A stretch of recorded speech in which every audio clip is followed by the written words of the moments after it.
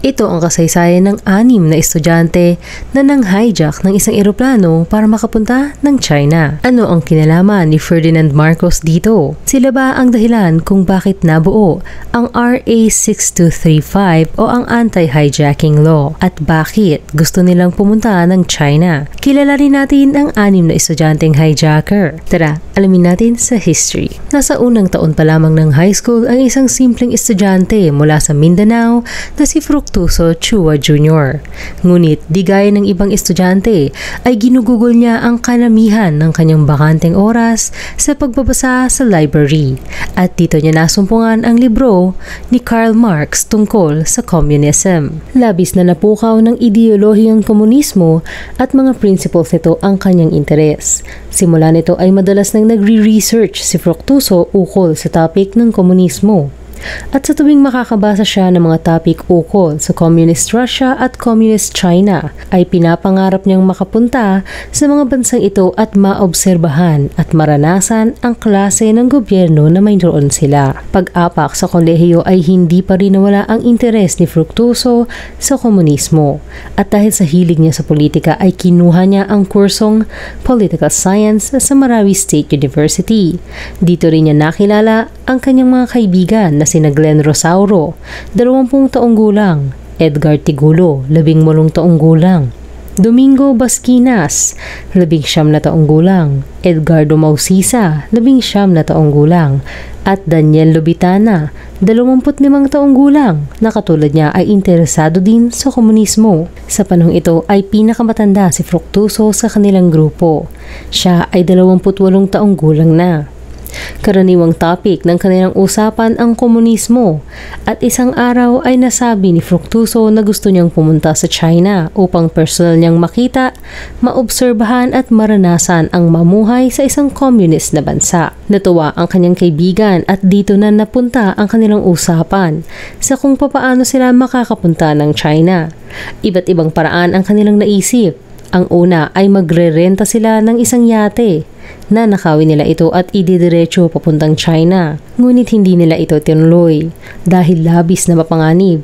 Hindi ginawa ang yate para sa malayo ang biyahe at isang malaking alon o bagyo lamang ay maaari silang tumaob. Kaya naman, ang naisip nilang pinakamagandang paraan para makapunta ng China ay ang mang-hijack ng eroplano. Ang problema ay wala silang sapat na pera para pamasahe man lang papuntang Manila, lalo na ang plane ticket para sa 6 na katao. Kaya ang naging solusyon nila ay gamitin ang projector na pagmamay-ari ng isa sa kanila at linggo-linggo ay nagsagawa sila ng film showing sa kanilang campus. Makalipas ang 4 na buwan ay nakaipon na sila ng sapat na pera para makapunta ng Manila at bumili ng plane ticket. Ang ama naman ng isa sa kanila ay nagmamay-ari ng ilang baril. Kumuha siya ng ilan sa mga ito. Ayon sa isang news article, ay armado sila ng isang carbine at mga pistol. Ito ang gagamiting armas upang ma-divert ang flight mula Manila papuntang China. Sa ibang article naman ay ang dala nila ay 3 Danao-made revolvers, isang balisong at isang gunting kung sakaling kailangan nilang magtali ng papalag na pasahero. Ika-30 ng Marso 1971, ikalawang termino na ng Pangulong Marcos. Sa panahong ito din dumadami na ang rebeldeng makakaliwa. Ay bumiyahe na papuntang Manila ang grupo nila Fructuso. Mahaba ang kanilang biyahe mula Marawi papuntang Manila. Sapat lamang ang dala nilang pamasahe papuntang Manila at pambili ng plane ticket. Kaya naman gutom na sila pagdating ng Manila. Dagdag pa ang paghihintay nila para sa kanilang flight at alam naman natin na oras ang binibilang bago pa man makasakay ng eroplano.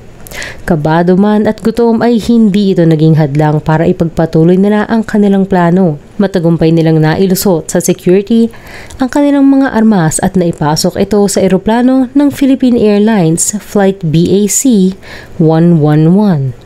Ngunit nang pumunta na sa cockpit ang dalawa, sa kanilang grupo ay nakita nila ang 2 stewardess na naghahanda ng pangmerienda para sa mga pasahero. At dahil gutom sila ay nagpanggap sila na naghahanap ng CR. Bago pa sila mabisto, bumalik muna sila sa kanilang upuan at kumain. Matapos ang 20 minuto ay muling binalikan ng dalawa ang plano at pumunta sa cockpit. Napansin ni Fructuoso na nag 180 degrees turn na ang eroplano. Maya-maya pa ay pinuntahan siya ng isang stewardess na nagngangalang Elizabeth at sinabing mayroong gustong makipag-usap sa kanya sa cockpit. Ito na ang signal na kanilang hinihintay. Tumayo na si Fructuoso at 3 pa sa mga kasamahan niya. Naglabas ng mga baril habang nag-anunsyo naman si Rosauro sa intercom na sila ay pupunta ng China at manatili lamang na kalmado at makisama ng ayos ang mga pasahero at wala silang balak saktan ang mga ito. Naging magalang pa rin ang 6 sa kabila ng kanilang ginagawang pangha-hijack. Gumagamit ng ho at po sa pakikipag-usap sa mga pasahero at sinabihan pa nila ang mga stewardess na bigyan ng kumot at makakain ang mga pasahero at hayaan ang mga ito na gumamit ng palikuran. Ngunit may hadlang na naman sa kanilang plano. Ayon kay Captain Misa, hindi sapat ang gasolina ng eroplano para makapunta ng China. Palihim na natakot si Fructuoso. Naisip niyang babagsak ang eroplano kapag tuluyang naubusan ng gasolina o kaya naman ay salakayin sila sa Hong Kong. Nakipagnegosasyon si Captain Misa at ang mga crew na isang fuel truck at isang crew member lamang ang lalapit sa eroplano upang mag-angkat ng gasolina. Paglapag nila sa Kai Tak International Airport ay napansin ni Rosauro ang mga papalapit na British Commando helicopter. Inutusan niya si Kapitan Misa na balaan ang assault team na huwag lalapit sa eroplano. Naintindihan naman ng mga Briton ang kaseryosohan ng mga estudyanteng hijacker kaya umatras sila. Habang nagpapagasolina ay pumayag ang grupo na pakawalan ang 19 sa mga hostages nila. Karamihan ay matatanda at bata. Para makasiguro na walang sasalakay sa kanilang grupo ay pinaghintay nila ang 19 na pasahero sa dulo ng pakpak ng eroplano hanggang matapos ang paggagasolina na inabot ng 2 oras. Nang muli na silang lumipad ay nag-inform na ang kanilang eroplano sa air traffic authorities ng China na maglaland ito sa Canton sa Baiyuan Airport o White Cloud Airport. Nagkaroon ng kaunting komosyon dahil walang nakaschedule na flight mula Pilipinas na pupuntang China noong araw na iyon. Nang lumaon at nang maipaliwanag sa mga Chinese officials na 6 na estudyanteng gusto lamang pumunta ng China at maranasan ang manirahan sa communist government ang nagsasagawa ng hijacking, ay natuwa ang mga ito imbis na magalit. Humanga pa sila sa mga ito at nasabing ang babata nila at ang tatapang. Sa panahong ito ay wala pang diplomatic ties ang China at Pilipinas, kaya maswerte talaga ang grupo nila Fructuoso dahil maaaring kamatayan ang naging parusa sa ganitong klase ng kahibangan. Bagkus noong araw na yun ay malugod silang tinanggap ng China. Sinalubong pa sila ng ilang high-ranking na opisyal ng gobyerno sa airport at binigyan ng indefinite welcome sa bansa. Ipinaghanda pa sila ng ilang masasarap at espesyal na putahe at dahil gutom sila ay nawala ang hiya nila at mabilis nilang naubos ang lahat ng inihanda sa kanila. Natatawang ikinuwento ni Fructuoso na napatitig na lamang ang mga opisyal na gulat dahil sa bilis nilang naubos ang pagkain. Tila mukha silang mga gutom na rebelde.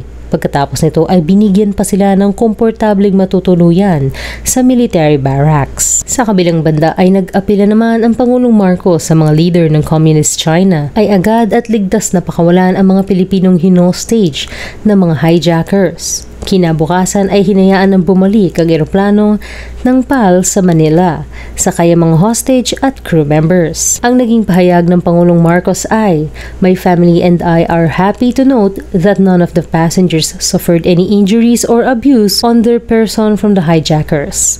Nevertheless, I cannot but express dismay that so many lives had been risked and endangered by the adventurism of a few individuals. They have gained absolutely nothing by this act, and we hope that they realize this too. We thank those who might have been instrumental. We thank those who might have been instrumental in effecting the immediate release of the aircraft and the persons abroad. We wish to assure the public that the government will dig into the bottom of the incident and take whatever measures are necessary to ensure the safety of those who travel by air." Ika-1 ng Abril 1971, ipinag-utos ni Pangulong Marcos na magsagawa ng mahigpit na hakbang pangseguridad upang maiwasang maulit ang insidente ng pangha-hijack. Sa kabilang banda naman ay nagsimula na ng bagong buhay ang 6 na hijacker.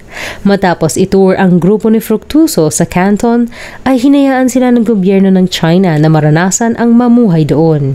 Pinagtrabaho sila sa State Farm sa Hunan para sa kanilang orientasyon sa socialist life.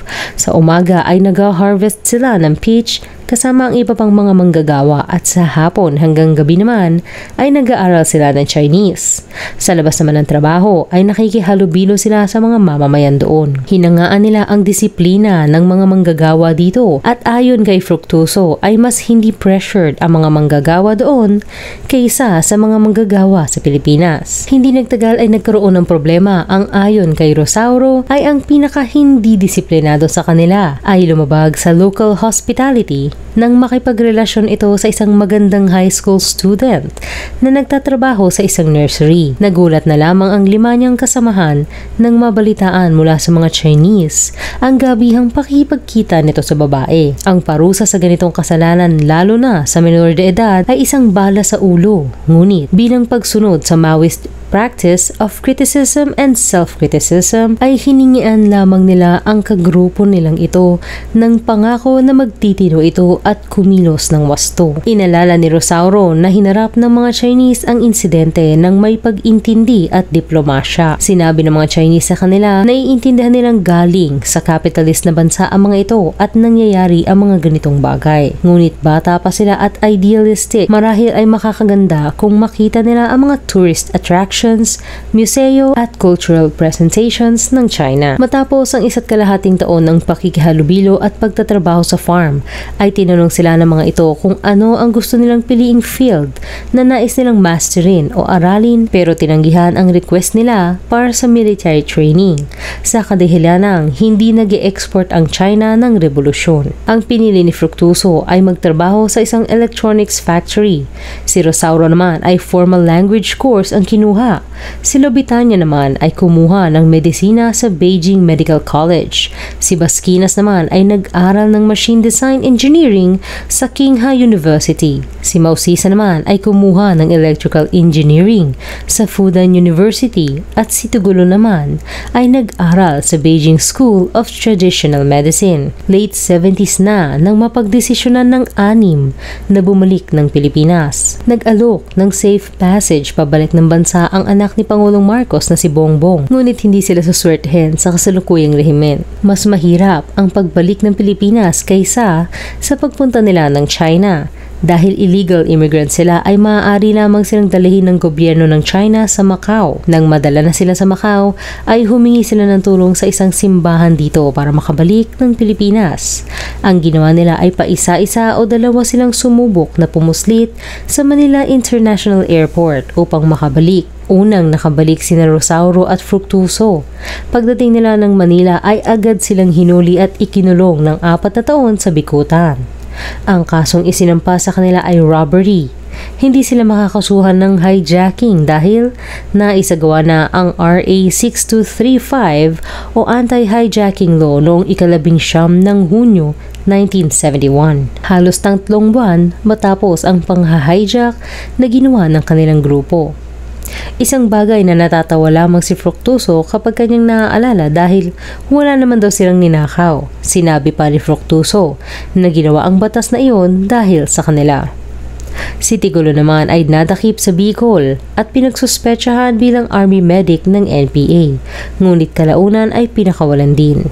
Ang pangha-hijack ng 6 na estudyanteng naghahanap ng sinasabi nilang revolutionary truth ay ang kaisa-isang matagumpay na pang-hijack sa kasaysayan ng China at Pilipinas. Ang huling balita sa grupo ay si Tigulo ay isa ng consultant ng DOH na nag-specialize sa traditional Chinese medicine at nakabase sa Cagayan Province, kung saan nagsasagawa siya ng mga seminar ukol sa tuwi na massage. Si Fructuoso naman ay inaalagaan ang maliit niyang farm sa probinsya ng Davao del Sur Sur at nagbebenta ng low-cost na produkto. Si Lubitania naman ay isang OB/GYN specialist na nakabase sa Australia at nagsisilbi sa Filipino community doon. Si Baskinas naman ay nasa Belgium at nagsasagawa ng international work para sa mga makakaliwa. Kayo, anong masasabi nyo sa kasaysayan ng 6 na estudyanteng ito? I-comment lamang ang inyong saloobin sa ibaba. Salamat sa panonood. Huwag kalimutang mag-subscribe sa aming channel at pindutin na rin ang notification bell. Hanggang sa muli.